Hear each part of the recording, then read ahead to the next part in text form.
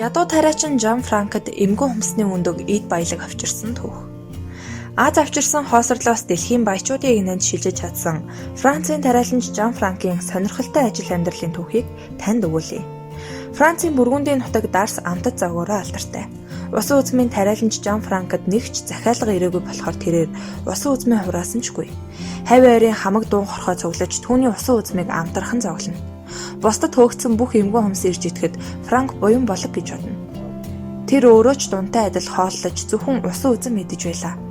Хайрлаж ирсэн хамаг тариалангийн нялцгай биетүүд юу ч үгүй болгож байгаа нь сонин санагдагч тэд зөвхөн жимс бус навч нахаач иддэг юмсанж.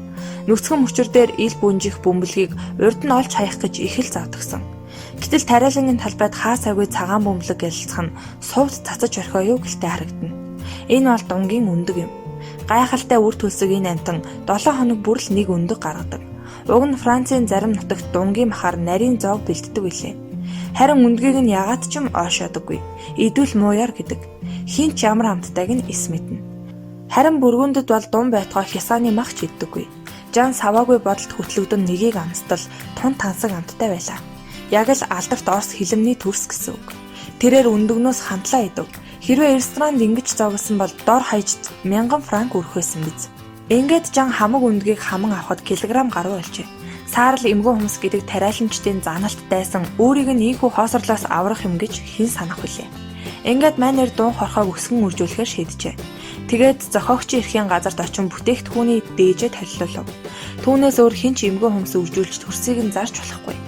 Тэр дайын дэлхийн монополист болох учиртай гэж бодон ийхүү яарчээ. Ингээд л ажил нь ундарч гарлаа. Талбайд нь цугасан дунг түүж тоолоход 41257 байв. Одоо эднийг хариулахын тулд талбайгаа тойруулж шуудууд татав. Ингэхгүй бол гайхал хонинууд мөлхөөд явчихна. Учир нь дунгийн хамгийн айдаг юм бол ус байв. Усан замаар л явж тэднийг хариулахгүй бол няц гიშгэ дуусах учраас талбай дундуураач өчнөө хэрсэн шуудууд татлаа. Дунгийн амьдралын талаар ямар ч ойлголтгүй тул өөрийнхөө л найруулж байв. Тэргээ хөллөн бусад фермээс шүүсийг нь шахсан үзмийн шаар хяргаж танагдсан мөчөр овоолж ирэн дунгаа хооллоно. Үүнийг харсан зарим нөхдөд түүнийг хог ачиж гол зогоодог болж хэмээн бодон хэдэн франк өгөхөд мань хүн хармалж лархина. Авчирсан хаягдлаа хашаанда буулгахад дунгууд дорой бүчийн авч амтрхан идэнэ. Жан дун үржүүлнэ гэж зохиогчийн нэр авсан боловч хүнсэнд хэрэглэх худалдах зөвшөөрлгүй байв. Гайхал шинжээчд өдөр бүр ирж дээж авна хэмээн төрснөөс савлаад оддог болов. Сарын дараа лабораторийн шинжилгээ бэлэн болж хариу гарах байлаа. Жан өндгөө хилэмний төрсгээ зах дээр зарахад хүмүүс дор нь авч дуусгах хаж. Өдөр бүр $400-500 олох болсон Жаныг Оросын мафтай холбоотой болж гисэн цуу яриад тархав. Гэсэн ч цуу үг сэтгэлийг нь зовоосонгүй. Харин мундаг тоогооч нар захиалгаа улам нэмэгдүүлж буйд байсан.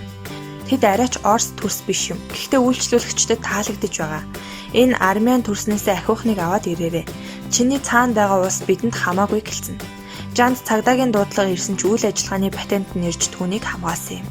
Тэрээр дүүргийнхээ бүх тун хорхог цуглуулах их ажилд орж шинээр худалдан авсан ачааны машинаараа усан үзмийн тариалангийн хог шимэгч хоёрыг ууггүй зөөсөөр байв.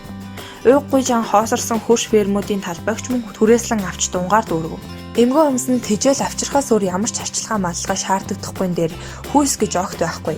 Бүгд өндөг гаргадгийг мэдээд Жан маш их баярлав.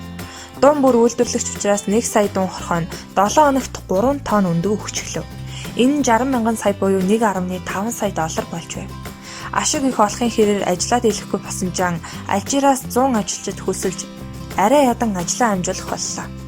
Саятан болсон ч тариаланчны хувцас солих завгүй зүтгэж байсан Жан богино хугацаанд 10 давхар нүсэр дунгийн тусгай ферм байгуулсан юм. Учир нь талбайд дунгийн ялгадас дүүрч амьтад нь үхэж өрөөдөх басан тул ийм шин цэвэр байранд дун амьдрах болов.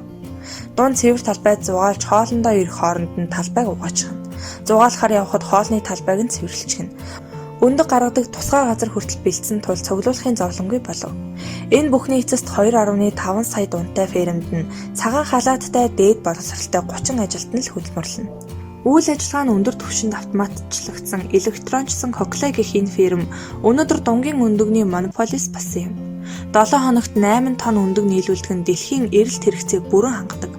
Франц, Бельги, Голланд, Испани, Герман, Швейцар улсууд гол хэрэглэгчид нь юм. Жан хар ажлаас хүндэрч биологийн лабораторид өнжиж, дунгийнхаа үйлдвэр ухсааг сайжруулж, өндөгний чанарыг дээшлүүлснээр 50 грамм нь $40 зарагдах болжээ. Жан 7 хоногт 160 мянган сав төрсийг 6.4 сая доллараар борлууладагч бүтээгдэхүүнд шингэдэг зардал нь 700 мянган доллараас хэтэрдэггүй. Жан судалгааны ажлаа дунгийн өндгийн онцгой амт чанарыг улам сайжруулах, хилмийн төрсөөс ялгархгүй амттай болох гэсэн хоёр чиглэлээр үргэлжлүүлж байна. Энэ хоёр зорилго нь биелвэл Жаны өмнө хязгааргүй ирээдүйн нэгдэн гэсэн үг юм. Бүтэлгүй салга гэгдэж байсан Жан Франк өмсөж эрвээхээ зангаа зүүж сахал тавин шил зүүснээр урдын тариачин гэж огт танигдахгүй язгуур гаралтан шиг л харагдаж дээдсийн хүрээлэнд гялалцаж явдаг болжээ. Гэхдээ эвдэрч мойногсон хуруу, бухан хөөзөө, бөхтөр нуруунд түүнийг ясны дээдэс биш гэдгийг илтгэнэ. Гэвч үүнээсээ Жан огт ичдэггүй. Хэрэв би савхан хуруутай байсан бол үдий зэрэгтэй явахгүй байсан хэмээн өгүүлдэг байна.